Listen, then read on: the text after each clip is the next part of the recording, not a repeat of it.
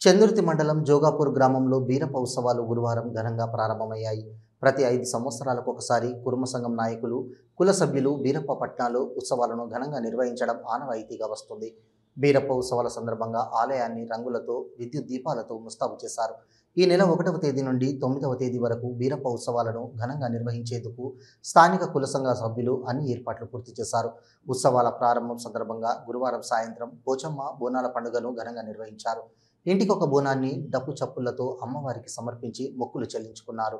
2వ తేదీన శుక్రవారం రఘు బోనం, 3వ తేదీన వీరగంధ వేషాలు గంగా బోనం, 4వ తేదీన బియ్యం సుంకు లగ్న బోనాలు, 5వ తేదీన సోమవారం వీరప్ప కామారతి కళ్యాణం, 6వ తేదీన జోగు పట్టుట నాగవెల్లి బోనాలు, 7వ తేదీన నాగవెల్లి పట్నం అగ్నిగుండాలు, 8వ తేదీన ఎట్టి ముల్లెలు, 9వ తేదీన గారడి వేషం, దిష్టి కోమం కార్యక్రమాలను నిర్వహిస్తున్నట్లు ఆలయ కమిటీ సభ్యులు తెలిపారు.